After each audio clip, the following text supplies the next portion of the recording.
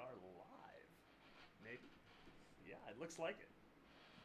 I'm going to jump on Facebook and share this stuff. I'm sure you guys are too. We're kind of going to wait for some people to join in as well, if anyone's already watching. You can go ahead. I'm going to try to find that intro music and see if I get that to work real fast.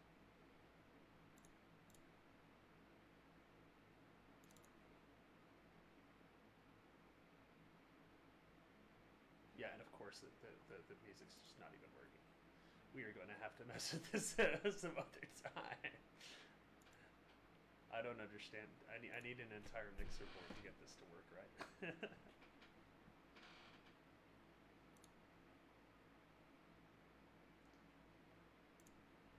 We are learning. This is attempt number 2 for us, so.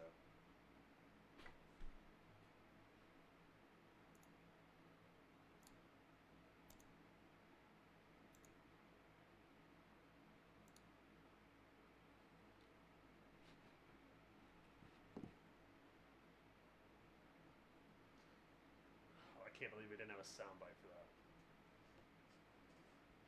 Master. Horrible mess up.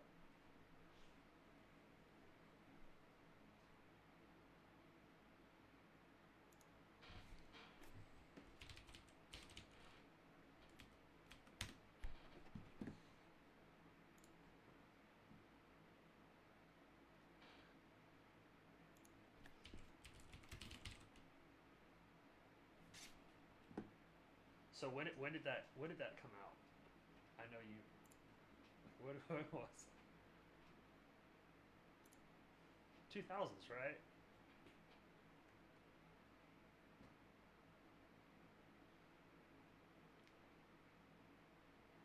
So I'm guessing just like a random person was like Mike Jones to you, and you were just like, what?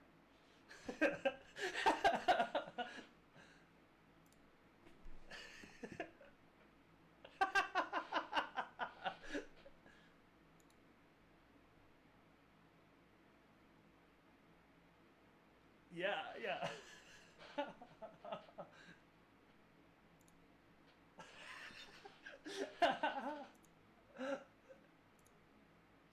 I watched that movie the other night. It's such a good movie.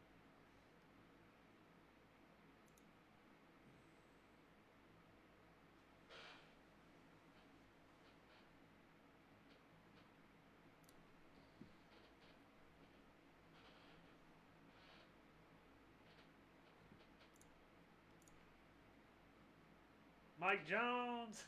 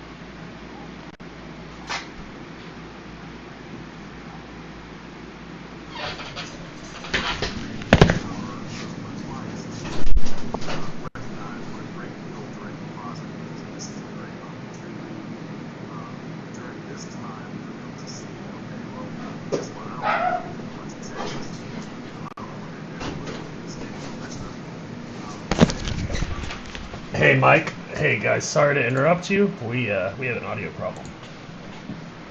Yeah, no one's been able to hear us except for me. So everyone watching, very sorry about that. I've just was double checking that. Glad I did. I've got it. Can you guys say something real quick?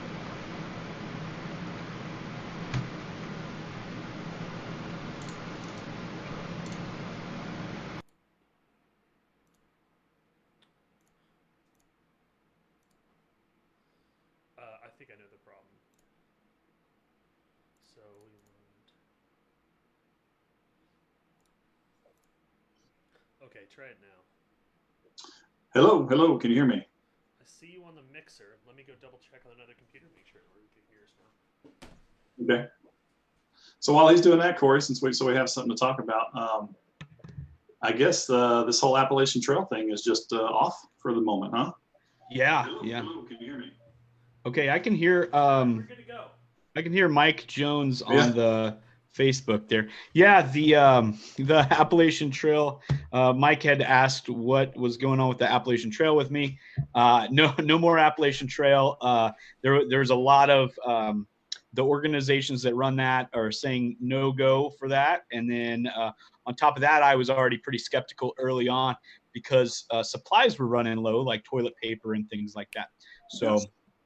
Yeah. So right now, we're getting reports from the people on the trail. They're getting off the trail. The people that were on the trail that were staying on the trail, they were sending pictures of empty store shelves. And so we'll get back to you. But yeah, so that's the situation. So I've kind of had to really pivot because I had this whole thing planned, and that really took a big chunk of the year. And so it's I will going say, well for me. man, if there's anybody that's been leaning into this that I've seen lately, it's you, man. You're all over the place. You got lots of energy. You're posting on Facebook all the time, doing all kinds of things. And so I wanted to kind of give you some props on that and give you a shout out for leaning into it and really, basically taking your own advice, because that's what you were telling everybody else to do, sharpen your axe and do all that stuff. So yeah, I've been impressed with what you've been doing lately. Well, I appreciate it. I definitely went from senioritis, kind of getting ready to not be in business for a couple of months and be on the trail and just clear my mind into, okay, it's work time. We've got to lean in. We've got to hone the business. We've got to shift some things around. And I think, in a lot of ways, this technology thing for some companies like you, it's a great opportunity for you guys. I know we couldn't hear you earlier on the Facebook, so kind of go back into and touch upon the physical checks versus the direct deposit. It's a great thing for you guys to shift your clients that direction, right? Yeah, right. So that's definitely one of the ways that we have been impacted by the coronavirus situation. Is we need to practice social distancing at work. I mean, we are an essential business, but that doesn't mean that we want to disregard any kind of safety, factors for our employees and whatever contact they might have with our clients. And so we actually have it set up in the office where if you don't have your own office, you're out in the main area. There's like 8 feet of clearance between everybody out there at a minimum.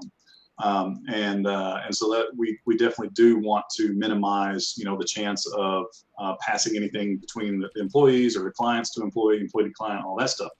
One of the things where that comes into play is, we have several hundred customers who are still printing checks, right? And that's all they're doing, right?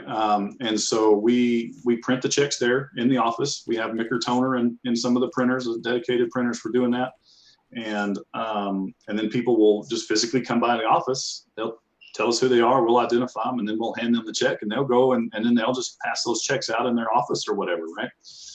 And so we're really over the past 3 to 4 weeks have been pushing hard to let people know that direct deposit is an option, and direct deposit is a great option all the time, but it's an even better option right now. And once we do get out of this, I'm thinking that anybody that goes on direct deposit is going to want to stay on direct deposit. It's just so much easier. You don't got to, we're out on 122nd Street, right? If your business is downtown, you don't want to drive out to 122nd Street, pick up your paychecks, come back to town. And then one of the main problems that people have, and why some people don't go to direct deposit already, is they think, well, my employees, they don't have a checking account, or they don't have a bank account. They just get their cash, they just get their paycheck and they go and they cash it, and then they do everything cash.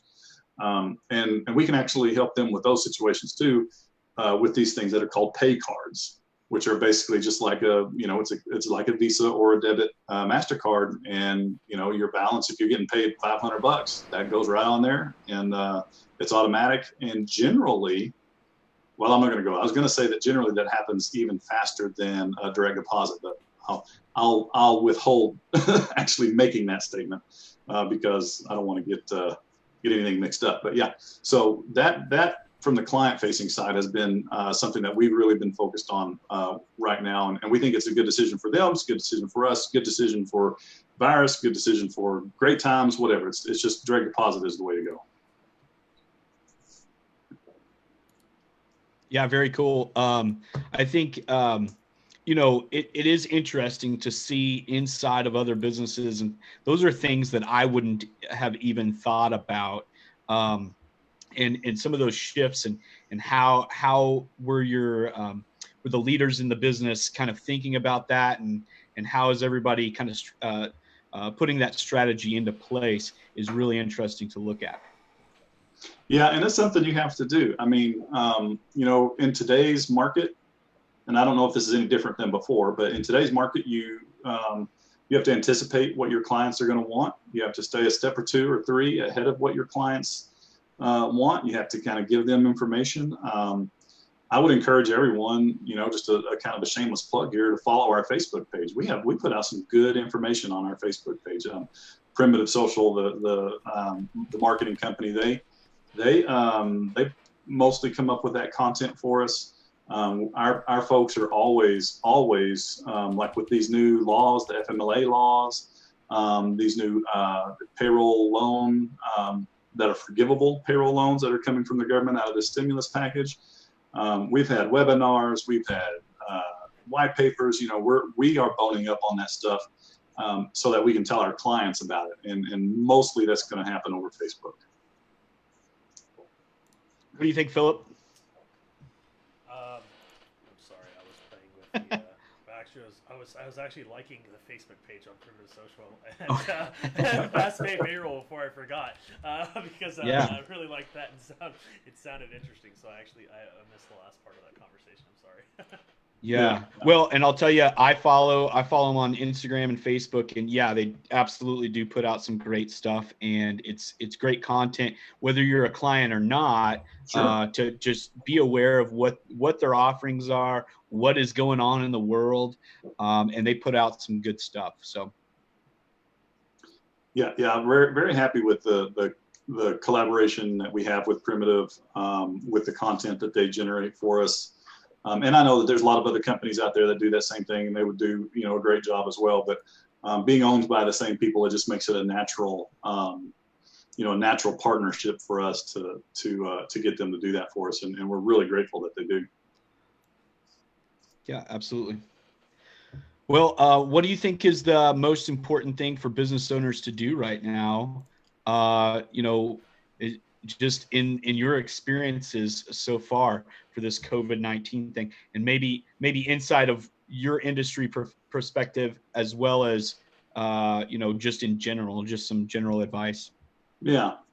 Both of you guys were in this Master Networks meeting with me right before this, right? We had a training session in there related to mentoring. Right. And one of the things I think that Dan said, or maybe it was you, I can't recall exactly, but these mentors, they've walked through the valley of the shadow of death, and they can help you to do the same next time it comes around. And we're in that now. And right now, there are leaders being shaped by this situation. And there are future mentors being shaped by this situation. And so I think my biggest, or at least something I would like to focus on, like to put out there, is pay attention to what people are doing right now. Even if the decisions you make are imperfect, or they don't turn out the way that you would think that they would, if you're paying attention and you're watching everybody and you're getting everybody's advice and trying to learn from everybody, at least you'll take some knowledge out of this, right? And maybe you will make some great decisions, or maybe you'll embrace something which, another thing that we've talked about in Master Networks, which is continuous improvement beats delayed perfection, right? And so, okay, well, that decision didn't work out for me, or that was a good decision until, X happened, or until Y happened.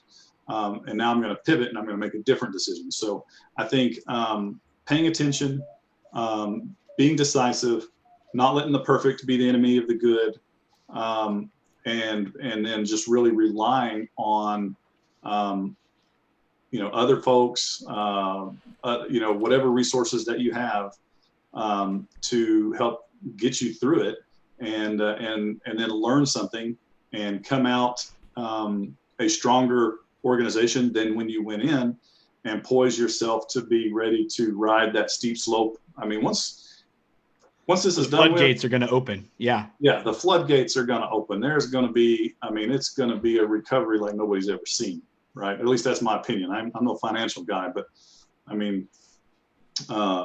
would think that people are going to come out of this. They're going to want to go to restaurants. They're going to want to go and buy the stuff they couldn't buy. They're going to want to go and have the experiences that they couldn't have over the last X amount of time. And they are just going to be spending money like crazy. Right. Well, on the micro scale, I used to live up in Chicago, and, you're all sheltered in for the winter. You got these nice big snow banks on the side of the roads. You can't really go out and do a whole lot of stuff, and you stay indoors. And then as soon as spring hits and you start getting that green grass, the parks are flooded. That, just they're having music in the park. You got rooftop bars. You got all this stuff. And again, micro scale, even though it's Chicago, and Chicago's pretty big, but on a micro scale, that's what happens every year in those places. What's going to happen with the entire world sheltering in place for months at a time right now?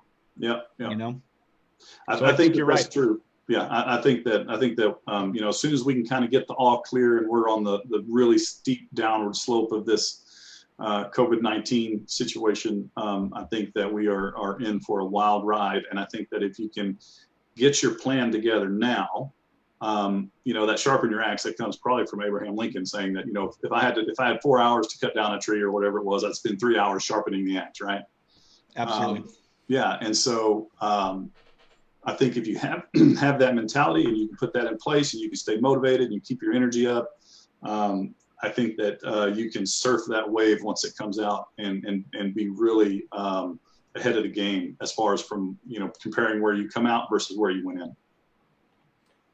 So absolutely, that exact same thing. Obviously, the pandemic has really disrupted the marketplace, but it has really just changed the way people are choosing what to buy. What do you think is going to be the outcome of this pandemic to the payroll industry? Do you think you're going to see more digital payroll forms and more direct deposit, or is there possibly any innovation that could change the way we see payroll as businesses?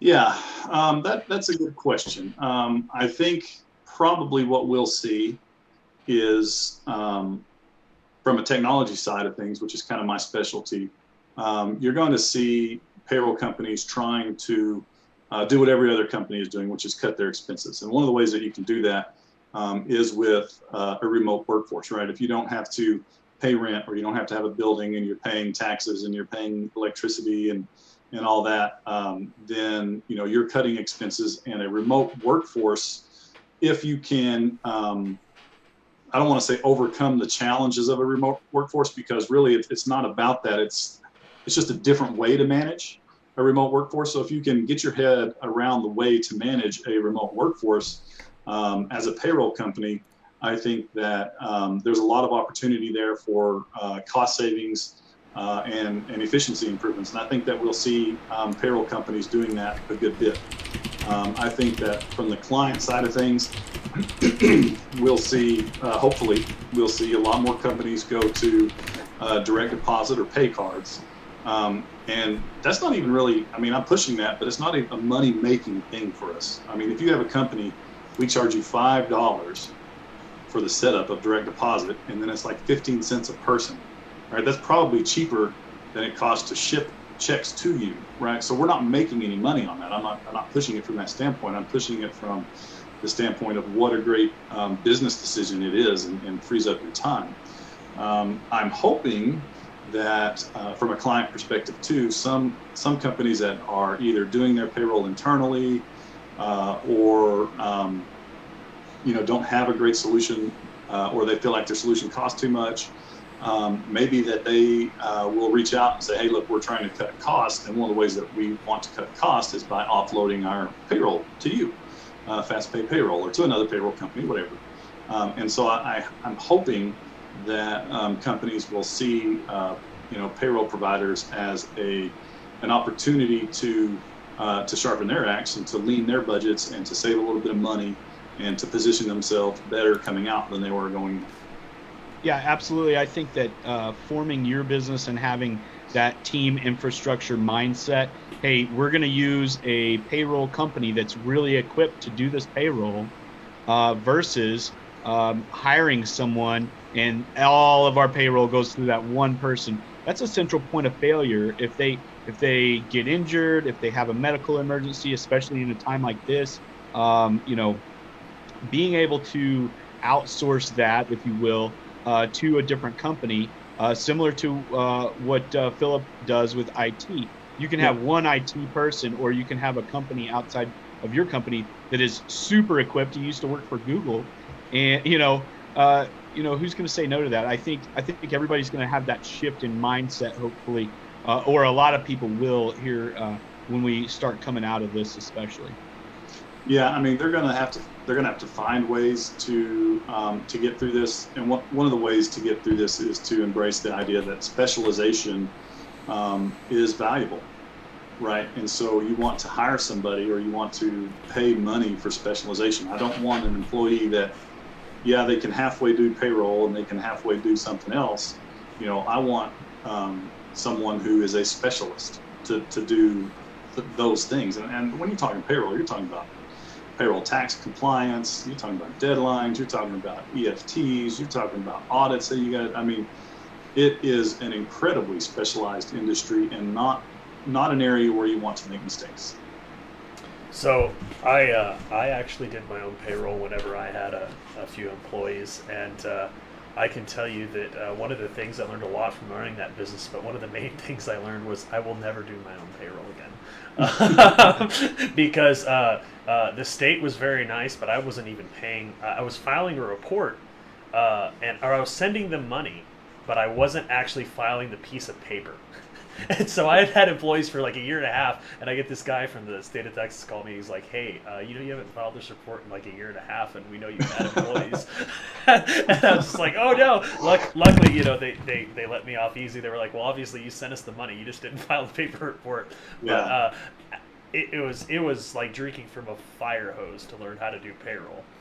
Right. And it's kind of like doing taxes. It's a lot of knowing what form to file and what your requirements are. Is that the biggest thing you do for businesses, is just kind of take that headache off? Yeah, I mean, you think payroll, you think time tracking. Somebody worked 40 hours a week, they make $12 an hour, so there's $480 we're going to write a check for. But guess what? You also have to withhold taxes from that if you have any kind of plans, benefit plans, medical insurance, 401ks. You have to pull out of that, and then you have to arrange for that money to go to the right places. You have to file the reports that you're supposed to file, and you have to pay the money that you're supposed to pay, payroll taxes. And like you said, that's staying on top of that is like drinking from a fire hose. And you might be a small entrepreneur, like 2 or 3 employees, or even a single employee, and think, oh, I can handle that. But really, why would you? Why would you spend your time learning all of that when you can pay somebody to do it? And then you can spend your time working on your business, growing your business, making sales. Do what you specialize in, and let them do what they specialize in. And as Cory said, your company is a great example of that, right? Why do I need to fight with somebody's Active Directory profile? I don't, right? I don't want to. I don't know how. I don't even know if I have the tools, right? I don't even know what the tools are, right? So you just, you it's more important for a small business owner, honestly. And, the ones who might say, well, I can save myself $35 a month or whatever by doing it myself, or $35 a paycheck or whatever it else. And it's like, well, what else could you do in that 4 hours that it just took you to do payroll? Where you just that paid opportunity yourself, cost. Yeah, For $35, how much do you value your time? Right. That goes for everybody that's watching right now. How much do you value your time? How much is your hour worth? When you could be working on getting clients, working on your business, helping your employees do better things. How much is that time worth to you? Is it worth the $35? Because guess what? You just spent 8 hours doing payroll every month. It's, hundreds of dollars in some cases, or thousands of dollars. And you're paying yourself $3 or $4 an hour to do it. Yep. Right. That don't make any sense. I don't know if I made that much money when I was doing it. Yeah. Your boss sounds like not a good person. No, but I mean, it was such a hassle to do it. I even had to elect an employee to be like, hey, you remind me that what days are paydays, okay? Tell me the day before so I can make sure. Just because as a small business owner, you just get so caught up in the grind. And you're just ripping away at your business model, ripping away, trying to get all that work done, and then it's like, oh wait, tomorrow's Friday, it's payday. I haven't even. Oh, what is everyone's hours again? Like those little things that are outside your normal scope of abilities. I think it's definitely helpful. I remember downloading a 40-page IRS PDF file of how to calculate withholding. I called my dad, who was a CPA, and I was like, can you make sense of this? And he's like, just pay someone. Yeah, absolutely. So, Mike, final question here. How can we help you in your business and our listeners as well? Oh, that's a great question. As far as FastPay Payroll is concerned, really just educating people on several pieces of it. Number one, that there is a local company that's been here a long time with an established customer base, that's not going anywhere, and we would be happy to work with other Lubbock businesses to help them to trim costs and to run leaner. The other side of that is kind of getting through to people that you may be paying for a service, but that doesn't necessarily translate into lost money for you. In fact, I would say that if you're paying for the service, then it needs to translate into saved money for you, right? So don't pay a payroll company unless, if you can do your payroll in an hour a month, then don't pay a payroll company, right? Or 2 hours a month. If it takes you longer than that, then you should be paying a payroll company. If you're spending more time than 2 hours a month, then you should be paying a payroll company because it's money saved in the long run. You can't just say, okay, well, I paid out, $30 twice because I made two, pay periods this month, and so there goes $60. No, you say, okay, well, I just saved myself 8 hours and only paid $60 for that 8 hours. Where else are you going to buy 8 hours for $60? You can't do that. Absolutely nowhere. Absolutely nowhere. And so it's just educating people to make those decisions and to make them feel comfortable with those decisions too. And I've been there. I started my first company in 2003 before I graduated college. I didn't even have 2 pennies to rub together to pay somebody to do it. But if I had employees looking back, if I could go back and tell myself, hey, Mike, here's the path to get where you want to be. One of the things that I would do is definitely pay for specialization. And that actually kind of circles us back to the whole mentorship thing. I like, if I could go back and be my own mentor, that would be fantastic. And if there's anybody out there, that is a mentor that, would like to get their information out or like to make contact with me because I could use a mentor on certain things, then I would love to hear from them. Yeah, absolutely. And I think there's a lot of benefits to having someone to bounce ideas off of, a second set of eyes. And what we've been kind of talking about the whole time is, the delegation of work. Business owners, a lot of times, that's what they're doing all day, is making these decisions, these hard decisions. And so in a way, you're kind of, again, bouncing those ideas off of someone else just to confirm or, clarify some piece of information. And that's building your network and building your team out, whether it's payroll or outsourced IT or outsourced marketing, or, and we've got lots of those people in our network and in our teams. And if somebody says, hey, we've got FastPay Payroll, no one in that building manages your social media, because you've outsourced that to a social media specialist team, right?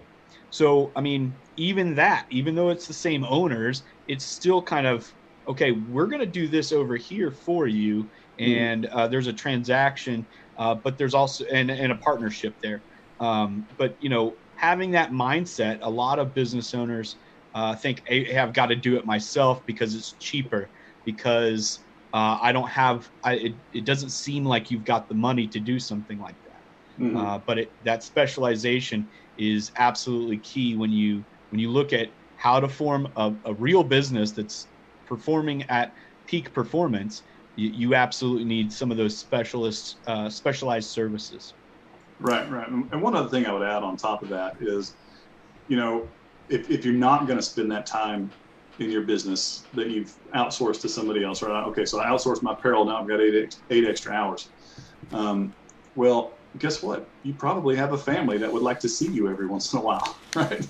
And so, not only can you work on your business with that extra time that, that you've outsourced your accounting or your legal or your payroll or whatever, your IT, it's a quality of life issue as well. You get to spend more time at home with your family. And, for the vast majority of people, I think that's a positive thing.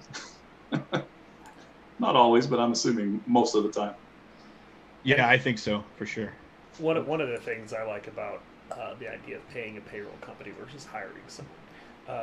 If I was going to hire a payroll person to do payroll in my company, I don't know how to interview that person. I don't know what questions to ask to make sure that they know what they're talking about. Right. And as a result, I may hire someone completely unqualified. And having someone that all they do is payroll day in, day out, you're not just hiring, you're getting someone that is literally an expert at that field. They're not intermediate, they're not a beginner, they don't know just enough to get you by, they're an absolute expert. And when you have a problem and you call them, you're going to get expert level advice and expert level response. And I think that's a huge, huge benefit that most people don't think about, is that you're getting the best payroll person that could possibly be at your company when you hire someone like FastPay Payroll. Right. Yeah, for sure. Those are good, very, very good points. Yeah. Well, I think we need to. Am I muted? No, I'm on. I think we need to open up the floor for questions and see if the people watching have some questions for Mike and questions for Philip and everyone. We've got a couple of different streams going. If you are in a shared watch party on someone else's page, please join us on either the Lubbock Consulting page or the Robb Technology page so we can see your questions. We also have the Master Networks Tuesday AM private group up, but we won't be able to see your questions unless you're in one of those three spaces. Or you can always go ahead message it to any one of us. Yeah, or you can text us, or, but yeah. So let's open it up for some questions. I'm not seeing too many questions here. We've got a couple of people watching, I know for sure. Bueller, anybody? Well, if there's not any questions now, I get into this situation a lot where it's like, okay, I've just consumed a lot of content, and now the guy's asking me if I have any questions about it. It's like, you know what? I need some time to process that. Thanks. Yeah. Mm-hmm. And so if if anybody does think of any future questions, then for sure, most of you know how to get in touch with me. Of course, if you don't, just email me at mike@fastpaypayroll.com. It's as easy as that. yeah, feel free to reach out at any time with any kind of questions, or if you want clarifications. I will say that I'm not the payroll expert, right? I am the technology expert in the payroll service company. And so if you have questions about specifics of our offerings, I would basically do what I'm going to follow my own advice here. I'm going to hand you off to someone who specializes in that, right? I'm going to hand you off to one of our customer service representatives or account managers or something like that, and so that they can educate you on those types of things. I would also say that once this coronavirus thing is over, I would encourage you to get involved, put yourself in places where there's other entrepreneurs and things like that, like 1 Million Cups and the Chamber After Hours events are great. And if you run into me at one of those, I'm happy to talk to you and answer any questions that you might have related to really just about anything. I don't mind hearing my own voice. So, well, I actually have a question for you, Mike. Obviously, like, companies pay people very differently. Obviously, like, if I call you and I'm like, hey, I've got an employee's $2,000 every 2 weeks salary. Obviously, that's pretty easy. What if I had an employee where I'm like, hey, this guy's hourly? Do you guys have, I'm sure you do, how do you go about the day-to-day type activities with stuff like that? If it says, hey, I'm hourly, his hours change, some days he doesn't get a pay, some weeks he doesn't work for me. Do you guys, I guess, have a really cool process in place for that? Yeah, so there's a couple of different ways to do that. I'm going to break it down into two major categories right now. So you're talking either the person's on salary or they're an hourly person, right? And if it's a person on salary, then it's generally a phone call or a payroll note or something. You say, hey, you know what? This person, they took a week off, and so I need to only give them, half a check or whatever. And that's a totally, you can just call us or make a payroll note or email us or whatever else. The second side of that would be an hourly employee. And all the hourly employees are going to be employing, generally, some kind of time tracking solution.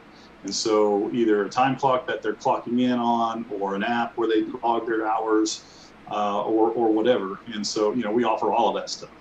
And so however you want to track your time. And so in that case, that would just happen automatically. So the person, they're normally a 40-hour employee, they only work 20 hours. Well, that's all that's going to show up in the time tracking is 20 hours. And then we'll just do the math in the payroll side of things. It's all automatic. There is, let's see, what was I going to talk about? So you actually provide that. So if I call you and I say, hey, I just hired this guy, he's hourly, you'll actually give me, as part of your product, a way to keep track of their time and everything. Yeah, you're right. So there's multiple ways to do that. You can purchase a time clock, which automatically synchronizes to our services. You can, we have a few what we would call manual entry, where it's like a special situation, and it's like, I don't know, it's a machine shop or something, and I know my guys are working 40 hours a week. I'm just going to put 40 hours a week on there because I don't want their greasy hands all over something, and so there's obviously different use cases, and then there's some, and we see this particularly in like the restaurant industry. So you might have a point of sale system as a restaurant, right? And one of the things that point of sale system also does is it knows who's working, right? Because that's just the specialized systems for that industry handle both of those things. And so you might have a point of sale system that can export a report to you that says, these people, Sally worked X hours and Joseph worked X hours and whatever else. And so what we have the capability to do is take those exports, and we just did one. I just did one just the other day for a big new client. And it's like they're using a system that's online called T-Sheets, which is a time tracking app. And it generates a report.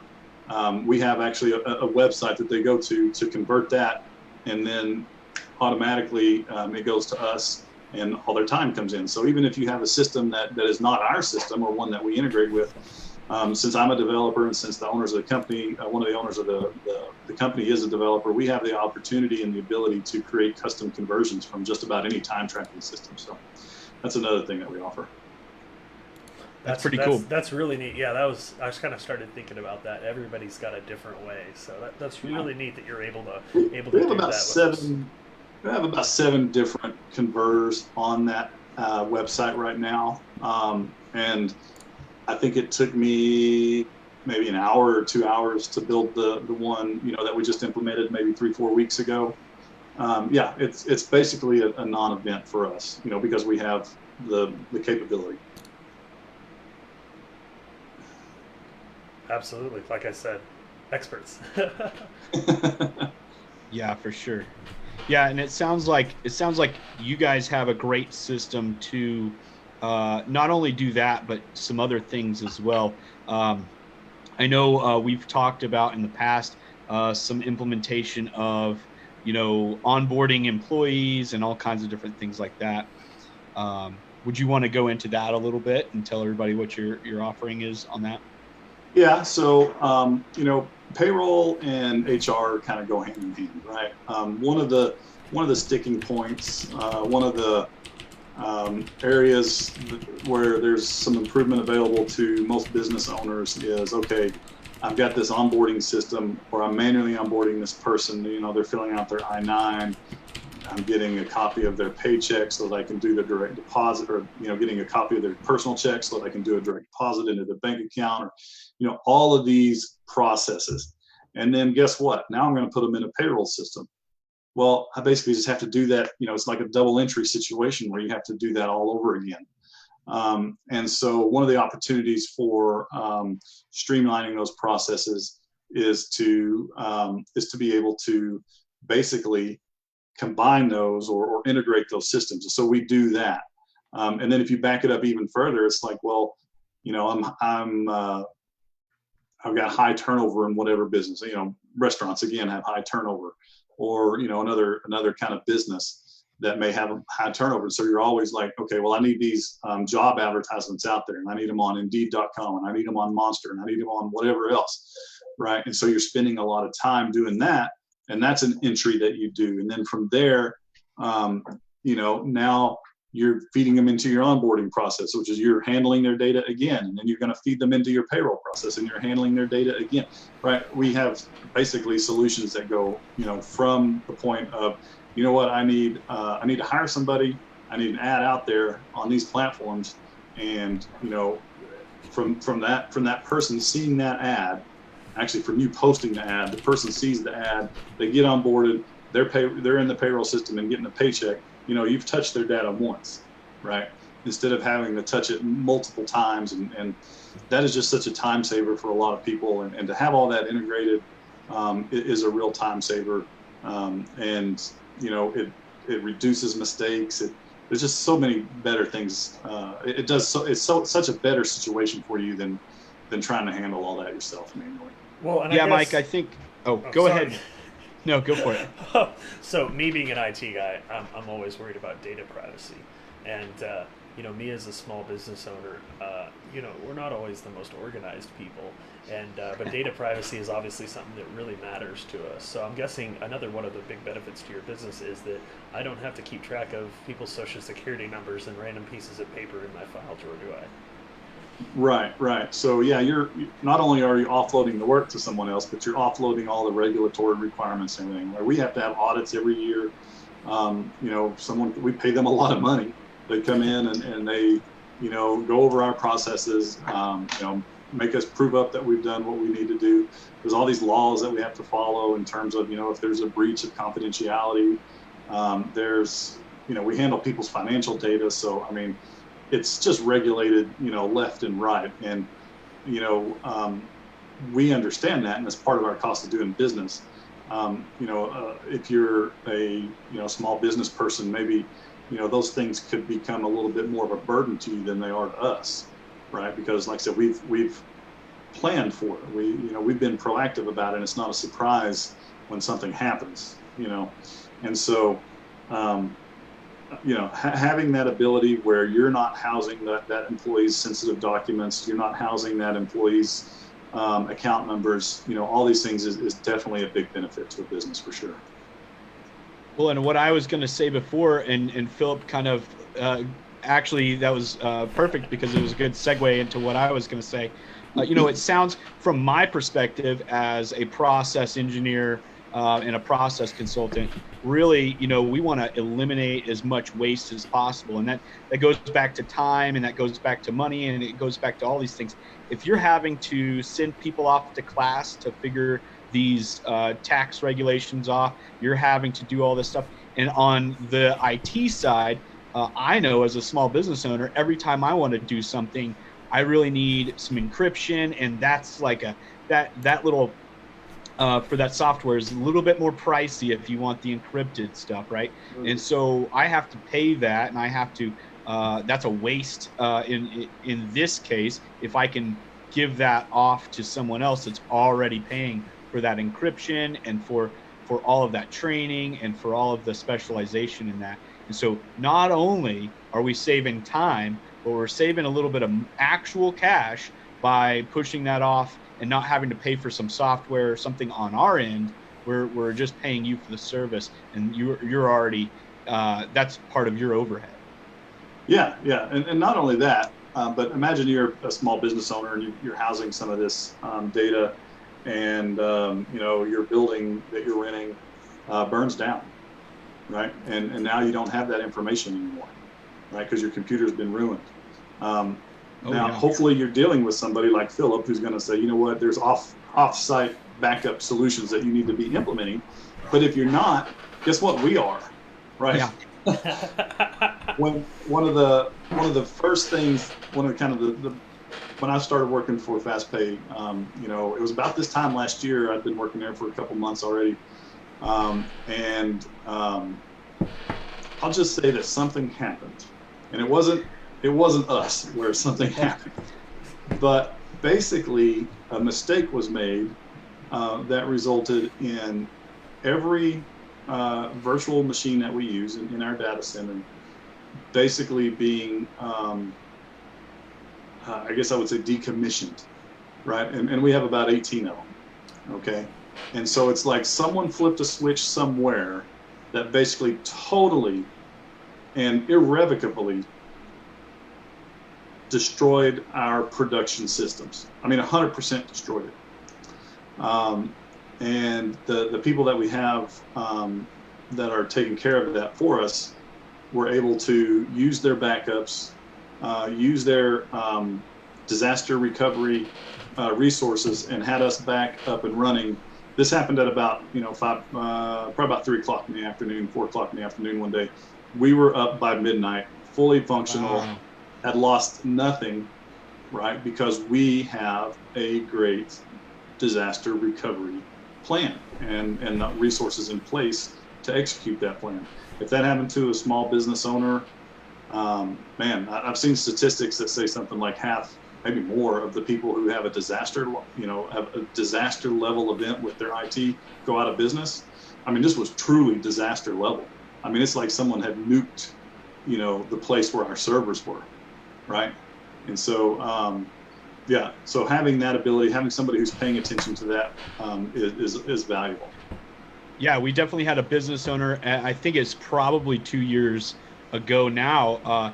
They had a refrigerator in the break room, and they had that refrigerator going through a coiled up extension cord, and that started a nice little fire. And they lost, all kinds of stuff. Not only that, but you think about the data on your computers, but they were still using paper ticketing for some of their services. So if that wall has got all these things on your cork board, you're going to have a really bad time when you have a building fire, because a lot of that was just on carbon paper, and where's the other piece of the carbon? It's in your drawer, and it got lit on fire too.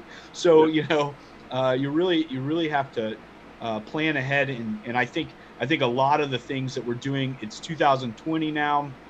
We need to be digital for as much as possible. Your ticketing, your everything. If you're doing payroll, if you're doing anything with your clients, you need to have it online and digitalized, and then backed up. You have to have it, somewhere secure and backed up so that you can easily just get right back to it.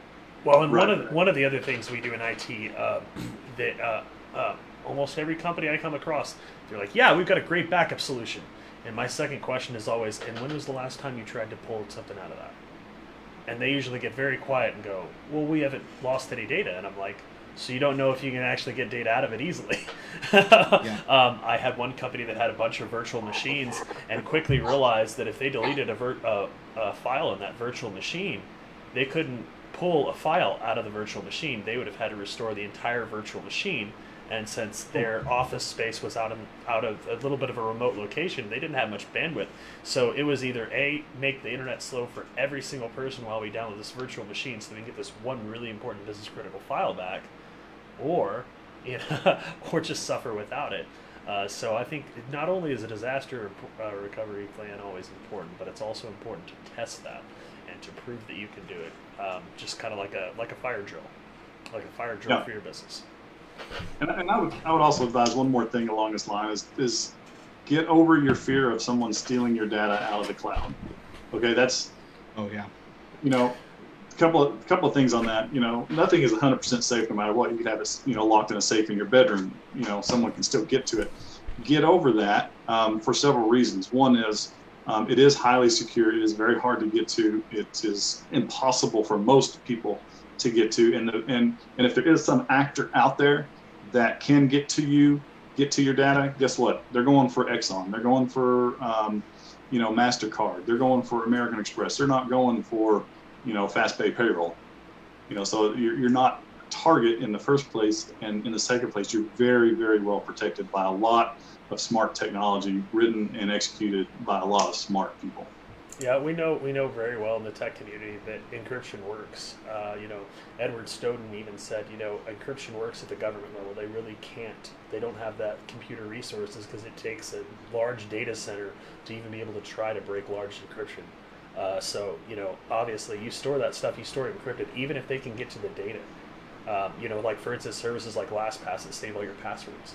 Your password is actually what's decrypting that data. So if someone hacked LastPass and pulled all that data, it's encrypted. They still can't do anything with it, and by the time they're actually able to encrypt it, it's going to be a quadrillion years, on a main desktop computer. So we know this stuff is very, very safe, especially in the cloud.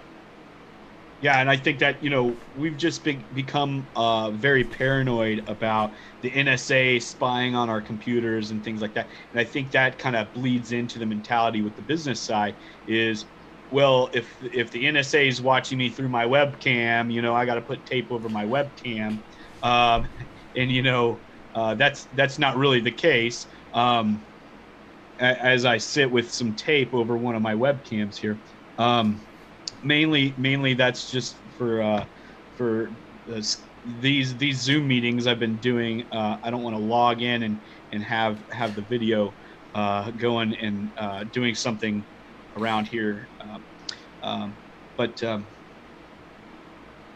I think that's one of those things where you just gotta just realize that they're not coming after you. They're not really doing that stuff. That, and also most of the time, hackers are going after the big value targets, but they're also doing exactly what people are trying to break into your cars doing. They're going around and they're jiggling door handles to see what's unlocked. Generally, as long if you are not low-lying fruit by leaving your doors unlocked in the digital sense, and you're doing keeping your operating systems updated, it's going to be you're going to be a low value target with a high level of resistance. It's just not worth it. They're going to look for somebody that's got a misconfigured office, a misconfigured service that's on its default login pages and still has default credentials. They're going to write a script, they're going to hit 1,000 of those, and they're going to see who gets in, and then they're going to go hunt around. They're not going to go, oh, this random company, I'm going to go try to hack them for no particular reason whatsoever and spend the next 1,000 hours doing it. That's it's just like somebody trying to break into cars. If they see your doors unlocked, they're going to break in and they're going to see what you got. But if the door's locked, they don't want to break the window because the car alarm's going to go off and they're going to have to run 5 blocks away and start over. Same thing with hackers. They're going to be very, very cautious about whenever they try to actually engage something offensively, where it's going to leave logs and traces. For sure. Well, Mike, we did start a little bit late, but we're at about an hour now. You got any closing remarks?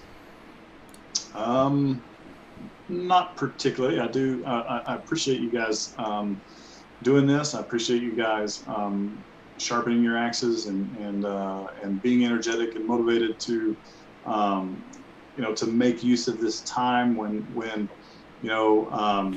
it's tempting to not make use of the time, right? It's tempting to, okay, I'm homebound.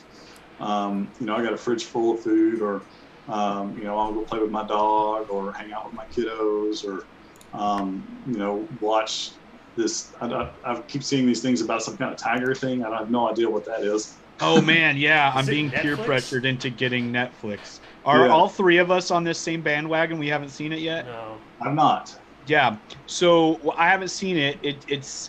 I got peer pressured in the Morning McKinney Master Networks group today to just get Netflix. They said, I'll give you the password and username. You have to watch it. So yeah, absolutely. I haven't had time to watch that or to sign up for Netflix and get a free month or a free week or whatever it is, because again, king of the humble brag, because I've been working hard on some of this stuff and actually trying to put out some content, trying to put out some good information for my clients and my community, and I know Philip has as well. Mike, I don't know what your excuse is about not watching the tiger thing, but I feel like putting stuff out and being active into this community right now is super vital, and making sure that we have these resources while we are cooped up.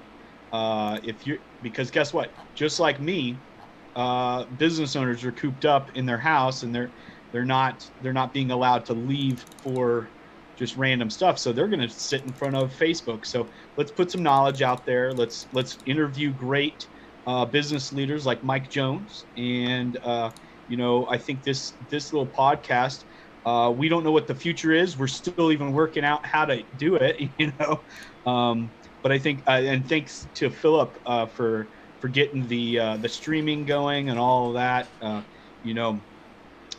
Talk about a technology wizard.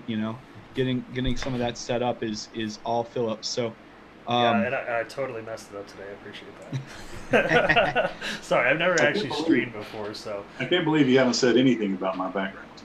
Oh, okay. Oh yeah, we didn't. You've had 18 backgrounds today because for those of you who don't know, Mike, Philip, and I are all in a networking group, and so we had a Zoom meeting pretty much directly before this meeting, and Mike had what do you have, like Star 8 or 9 Trek. of them? He had the Star Trek Enterprise COVID-19, didn't you? I did Star Trek. I did a virus at request. I wasn't going to do that, but someone requested it. Yeah. Thanks, Kenny. I did an Ocean Cliff, and then I did Brady Bunch. Oh, that's right. You did the Brady Bunch. Oh, the Brady Bunch one was funny. I think I did get a. I think I did get a picture of that before it came down.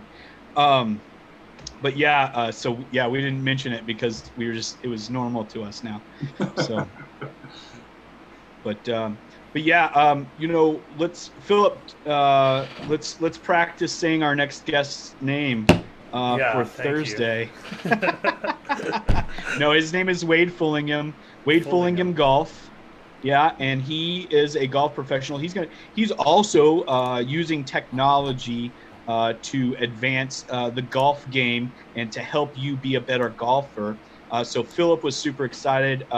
I golf occasionally. It's usually 99% drinking and 1% golf for me. But Philip and Wade are gonna talk mostly about golf and how he's using technology, not only in the actual lesson, but to push his lessons out into the world, especially right now for the COVID-19 pandemic. So we're going to talk to him Thursday at noon. Please join us. And then what do we got next week, Philip? What do you mean? Well, I think who do we have on Tuesday? Tuesday? I actually don't know. Oh well, I work one week at a time, but yeah, I do have a little thing. Just since we're closing up here, we're always talking about jumping on the ability to continue to drive your business through this pandemic. And there's a really neat news story I was reading this morning on Seeking Alpha, how Ford and GE Healthcare have been partnering up, and they have a goal to build 50,000 ventilators in 100 days. And for anybody that's been in the manufacturing industry at all, like retooling an entire assembly line is not something that just happens overnight. Gap is actually doing the same thing, the clothing company, and a few others. And it's just so amazing to see, hey, if we all work hard, the things that American businesses, small and large, are capable of some absolutely outstanding things. Yeah, absolutely. And I think that's fantastic. Our small business owners and our large business owners are all doing their part, I think, right now to do all kinds of crazy, innovative things. So we're happy to be in a country that allows that and to allow that innovation. Absolutely. All right, guys. I think let's close it. Again, we're figuring this out. So I guess I'll just say goodbye. Back to the studio. Tagline: check us out in the future. yeah. Tagline to come in the future. Check us out at FastPay Payroll, Primitive Social, Robb Technology Group, and Lubbock Consulting. We're all on Facebook. We all have websites. So check us out and throw us some feedback. We didn't get many questions today, or any questions today. Throw us some questions on there, and we'll be sure to answer them in days to come. All right. See y'all. See y'all.